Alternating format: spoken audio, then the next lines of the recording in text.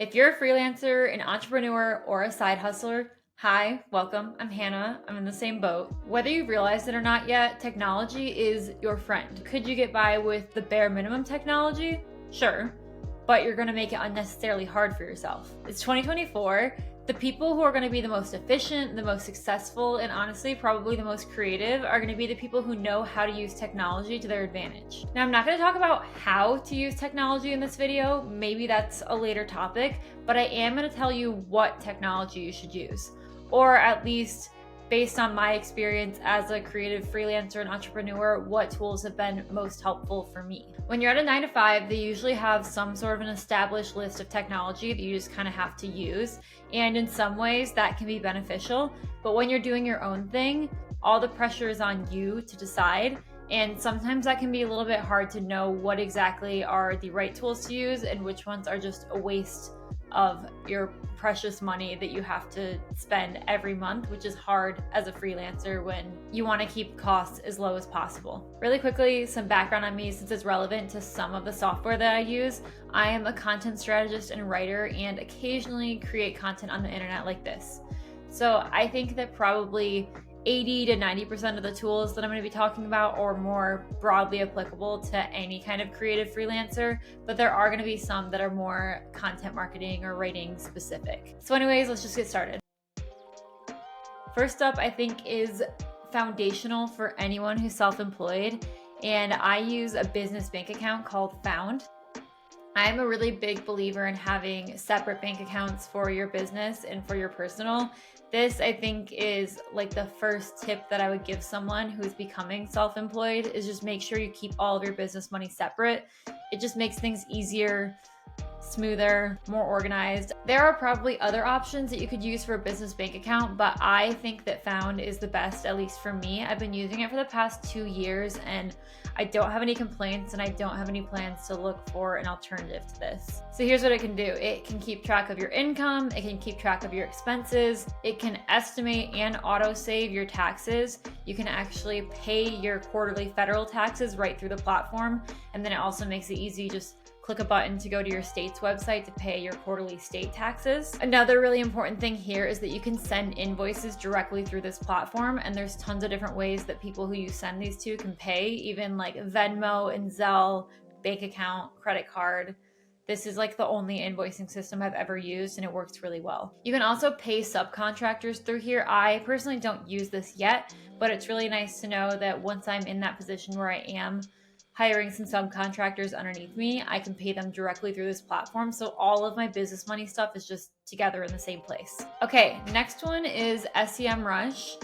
I actually don't know if it's called SEMrush or SEMrush. I've heard it pronounced both ways, but I'm just gonna call it SEMrush now because that's what I've been calling it. This one is a little bit more content marketing specific, but I still wanted to put it at the top of this list because it is one of my most important tools that I use on a daily basis, basically. I think it's also the most expensive tool in my stack, and I'm completely fine paying that price for it. Since I do SEO stuff, this is obviously a really important tool for me. I can use it to do keyword research, to do competitor research, SEO audits, optimize my content, basically anything that you need to do SEO wise, you can do in this platform. There are a ton of other SEO tools out there. There's free ones like Google Keyword Planner, and then there's also ones like Moz, which I think is a little bit cheaper than this, but I have kind of tested those ones out a little bit and I feel like none of them can really compete with SEMrush. I think this is probably the best SEO tool out there, and I've been using it for, I think, like 3 years, maybe 4 years at this point. So I've done all of their certifications. So not only the tool itself, but also the education they provide about SEO, I think just can't be beat by the other tools. Even if you don't do content marketing or SEO or anything, this honestly might be something you still want to consider having as part of your software stack. Even if you just use the free version, I think that SEO is really important for any kind of online business because it's basically how you get found on the internet. So it might be worth playing around with their free tools and see how that can help you optimize your website. Okay, next one is a little bit broad and maybe a little bit obvious, but I think it's worth mentioning still. But that is the full Google suite. So like Google Docs, Google Drive, Gmail, Sheets, Slides, all of that stuff. I am the world's biggest Microsoft hater. You will never catch me working on Microsoft Office unless I absolutely have to, i.e. like a client is requiring it, I have to use their system. But I knew that when I was starting my business, I wanted to have everything centralized on Google Suite. So I paid for I forgot what it's called, but basically where you can get your own business email on there, and then you can create your own organization in Google. So I think it's like $6 a month, and it is one of the best $6 that you can spend on your business, I think. I really like Google specifically because I think that it's just really user-friendly, especially the experience between the desktop and the mobile.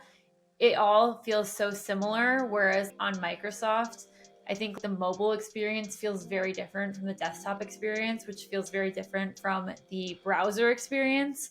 So I think that Google is just a lot more, it jives more with the way that I work. Another thing, especially since I do a lot of work for clients, collaboration is a super important thing, and collaborating on anything Google Suite is really easy. Just doing comments back and forth, assigning action items, everything like that. It's just so seamless in Google, and it makes for a better experience for me, but also a better experience for any clients that I'm working with. And of course, Google Calendar is my best friend. I have recently this year gotten into doing more of time blocking. I've always heard about time blocking, but it's just never been something that I've tried out myself. So I started doing that this year. So Google Calendar is definitely getting some action from me this year with time blocking. Next will be no surprise if you know anything about me at all, and that's Notion. I'm a diehard Notion fan. I've been using it for the past couple of years, but I actually mentioned in 2 videos ago in my full Notion walkthrough that I decided to switch 100% of my planning processes into Notion this year. So I created my own system from scratch, and now I have everything that I need in there, both for personal and for my work life. So I'll just touch on the work stuff in this video, but anything big or small picture, I put it in here. So obviously the biggest thing is being able to just plan my weeks and my months. So I do that all in Notion, and the biggest thing here is being able to schedule out my tasks. So I have a task database that's integrated into all of these planning pages that if anything pops up and I find out I have a client deadline that I have to deliver something by Friday, I'll make sure that I schedule that out on my task so everything just automatically pops up, and I can also assign priority to it so that it makes it really easy to sit down and I see I have 3 things, one of them's high priority, that's what I work on first. On top of that kind of task management stuff, I also use this to keep track of all of my contacts and my clients. So whether that's an affiliate contact or a prospective client or a current client or someone I want to collaborate with, I keep all of these contacts here, and then I can associate content with them. I can leave notes about our conversations that we have. I can also put all of my work projects in here. So I consider a project anything that has more than one task associated with it. So this just helps me keep organized there. Like if I want to launch a new service or if I want to redo the copy on my website or something, I keep those all centralized in projects. I also do all of my goal setting in my Notion dashboard. I made a video about this a while back, so you can look at that if you want. And then also all the content that I do to promote my brand, whether that's on video or on LinkedIn or whatever. I also have my content database where I can keep all of these different ideas and then all different in progress content. I can kind of keep these all organized and see where I'm at. So it's kind of like a project management tool for all of my content. Okay, next up is Calendly. And I actually was just listening to a podcast. I think it was How I Built This with Guy Raz, or was it Indie Hackers? I'll look it up and I'll put it down below. But I was listening to the founder of Calendly actually talk about how he came up with this idea. I've always loved it, but just hearing the background behind the product and the person who came up with it, it just made me like it even more. So just a little aside about that. But I absolutely hate the back and forth of trying to find a time to meet. Like when you have to send someone an email and you say, okay, I'm available on Monday from this time to this time and this time to this time, and then Tuesday anytime besides this time. All of that is just so unnecessary and it wastes so much time. If there's one thing I hate, it's just unnecessarily waste time if there is a solution that can make it quicker and more efficient, and Calendly can just cut that all out. I just connect my Calendly to all my different calendars, and this is another thing that was kind of hard before, is that I have my personal calendar, I have my business calendar, and then I also have some client calendars. There's some clients that I have to have an account through them just for the way that their processes work. So I have a calendar on their system too. So Calendly, I think I have 5 different calendars that are in there, and it can source my availability from all of those. So if someone wants to meet with me, or if I want to meet with someone, I can send out my link, and then people can choose either a 60 or a 30-minute time slot and just see whatever is available and just click on the one they want. And then it automatically holds time on both of our calendars. So it's such a simple idea, but it is so helpful. And I don't even know how many hours this has probably saved me throughout the years that I've been using it. I love it. Next one, honestly, if I would have told myself last year that this is my favorite, like, I don't want to say graphic design platform, but kind of a graphic design platform, but it's Adobe Express. And the reason that I think this would be a little bit surprising is because I've always been such a Canva girl. I've been using Canva since, I don't know, probably 2016, 2017, since college. I've just always used Canva because it was the first platform like this that I used. But then when I went to Adobe Max last year, they were talking about Adobe Express, and I was a little bit interested in it. It seemed kind of cool. I also liked that on the free version, you could remove backgrounds, because I was doing a paid version of Canva. It was like $13 a month, that it was only on that premium version that you could remove backgrounds, which is like a thing that I have used all the time. Surprisingly, that's like my most used feature on there. So I was a little intrigued, and then like a month later, when I decided to get the full Adobe suite, it just made sense to use Adobe Express instead of Canva, so everything's kind of in the same system. But it's been several months since I've been using Adobe Express now, and I really like it, and I think I like it better than Canva actually, which is surprising. No hate to Canva though, I do really like Canva, but I think that Adobe Express is just a little bit more fit to me now with my exact needs in this moment of my life and my career. So I just use this to create little graphics for like social media. I do thumbnails for videos like this. I make pins on there. I'll make little email headers, and then any in-post graphics or headers for any written content that I do either on my blog or on Medium. I'd consider myself a pretty casual beginner graphic designer. I wouldn't call myself a graphic designer by any means, but I think I'm like a higher level novice.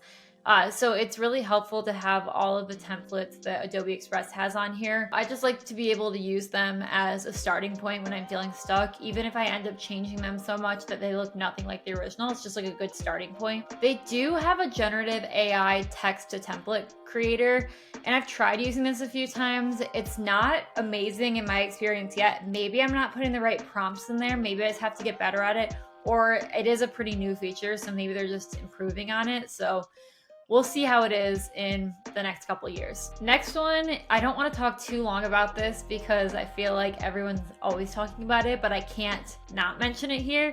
But ChatGPT, I started using this basically right when ChatGPT had its little boom, and now I am on GPT-4, so like the paid version of it.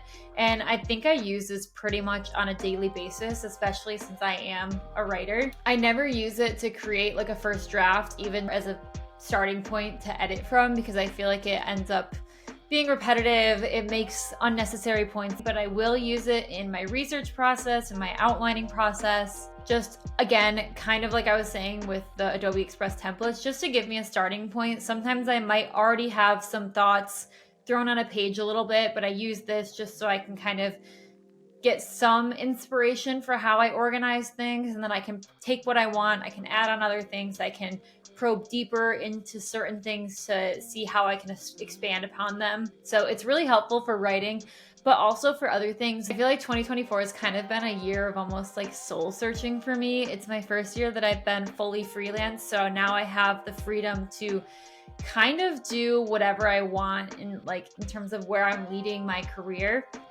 And it's been a little bit intimidating, not really fully knowing what to do. So I've even used ChatGPT when I'm thinking of like, what new products do I create? What kind of content do I want to create? Should I go to school? Like any of these, I've almost used it like talking to it like a really knowledgeable friend to just get advice and get some inspiration for all of this big career and life planning that I've been doing. But that's all I'm going to say about ChatGPT. It's all over probably every feed you've ever been on this year, so we'll stop it there. Next one is Adobe Premiere Pro. So like I said, I made the switch to the full Adobe Creative Suite, and Premiere Pro was kind of the main reason that I did this.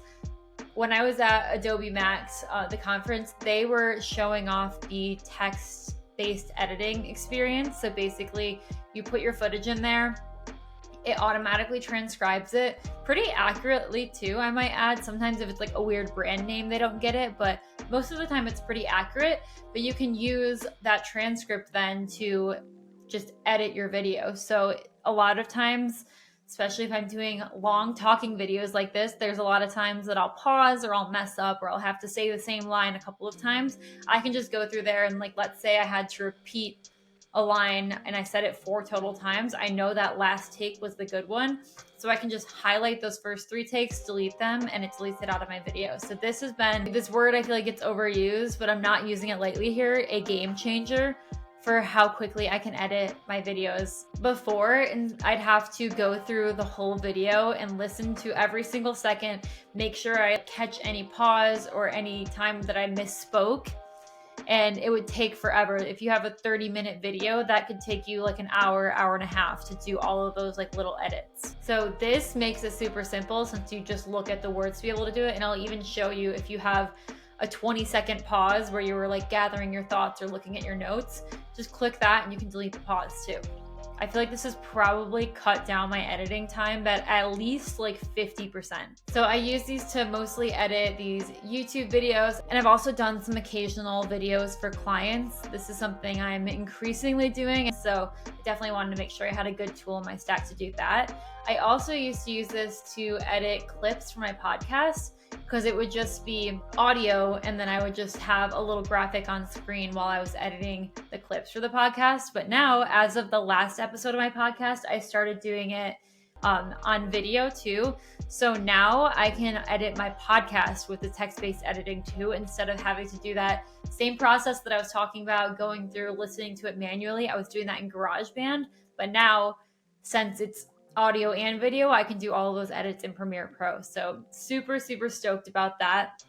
Another thing about Premiere Pro is I think it's a little bit more advanced. I was using iMovie before. I think it has a little bit more advanced capabilities. It definitely has a higher learning curve. It's a little intimidating to get into the platform, but I think once you invest a little bit of time into it, a couple of days of just clicking around, looking at tutorials and everything, it's pretty easy to get the hang of. And there's also a lot of plugins. I use the iJustine, I think it's the VFX. I'll put it on the screen, whatever it is, but I use that plugin where I can do some really cute like text on screen, little animations that are meant to be kind of like Apple Keynote style. Next one is a different video editing tool, but it's only for my iPad. So I use Final Cut Pro on iPad, and I use this for one very specific reason. And so it's $5.99 a month, and I basically only pay for it for the live drawing capabilities. So I can do it on the screen right now. This is basically why I use Final Cut Pro for iPad. It just feels like it adds like a really cute personal touch, just a little bit of personality to my videos. So once I found out this was like a thing on Final Cut Pro, for iPad at least, I was like, oh, I gotta get it. So sometimes I'll edit my short form videos for like TikToks and Reels on Final Cut, but only if I'm going to be adding this drawing thing anyway. Otherwise, I'll just edit the videos on CapCut. So I wouldn't necessarily say this is like the most important tool, but I really love this one just because it gives me a very specific functionality that I like. Okay, so that's basically it for my core software stack that I use as a creative freelancer and entrepreneur, but I do have a few other honorable mentions. So one that I want to mention for clients, since I do all of my project management for my stuff in Notion, I will say, shocking to say, but I have something not amazing to say about Notion, but I just don't think it's what it's meant for. But it's not great at external collaboration. If you have people in your team and you add them to your Notion workspace, that you can collaborate on there. But if you are talking to clients and everything, it's just not the best. I've had a pretty negative experience trying to get people in there as guests to be able to see things. Anyway, so I just do other project management tools that are a little bit more purpose-built for like the business context. So I have used both Airtable and Asana with different clients before, and I really, really like them just to be able to manage all the content processes and everything, because that is also something that I think is a really big value add for my content services, is that I don't just bring like the creative and strategic background. I also am extremely organized and very intentional about productivity. So being able to build those systems for them is really important. So yeah, if we're talking about project management tools, I think that Airtable and Asana are the best ones. Trello is my least favorite. Okay, and then one last little mini category. These things are not, I wouldn't say that they're in my core software stack yet, but they are things that I'm really excited to learn more about this year, that who knows, if I make another one next year, maybe these will be included, but I'm just kind of dipping my toe into the water with these right now, but I think they're worth mentioning. The first one is Zapier, and this is basically just like an automation platform. This can connect with tons of different tools like HubSpot, Notion, MailChimp, Gmail, probably like your social media. I don't even know how many different connections there are. I'll put the number on the screen. But you can just basically use all these automations to send data back and forth between all of your different platforms and automate a lot of these processes. Automation is something that I'm really, really focusing on in 2024. Like I said, I want to be as efficient as possible. I hate inefficiencies, so I definitely want to kind of get into this platform a little bit more this year and see what kind of fun little automations I can make to be able to make my business life a little bit easier. Last one, I'm actually recording this on it right now. It's riverside.fm. I think this started as a podcast recording platform, and I definitely am planning on using this once I start bringing guests onto my podcast, because it makes it really easy. You just send them out a link and then they can join your workspace, and it's cool that everything is recorded natively on their computer and then it's uploaded to the cloud after. So if anyone's internet freaks out or something, it's not like all of your footage is going to be cut, and then it also keeps your footage really, really high quality. So I think this will be really cool once I start doing guest podcasts. But even using it for videos like these, whether I'm using my DSLR or my phone camera, I can connect it to here so I can still monitor what's going on the screen over here, so I can make sure that if I have a hair that looks crazy, or making sure the framing is right. So I started using this just as like an external monitor, but I'm excited to see how it is in terms of the collaborative content capabilities. Okay, now we're finally through it. I feel like there are so many other tools that I just can't think of right now. I was trying to work through my workflow and be like, okay, what tools do I really use all the time? And I think these are my main ones, but if I think of any other ones, I can either put them in the comments below, or if I have so many other ones, I can create a part 2 to this if I realize that there are like a significant number of other software that I use as a freelancer and an entrepreneur. But also, if you think I'm missing anything on here, if there's something that you use as someone who's self-employed or a side hustler or an entrepreneur, throw them down in the comments. I always love to try out any new technology. So if there's something I'm missing, let me know and I'll try it out. But thank you so much for tuning in, and I will catch you on the next video.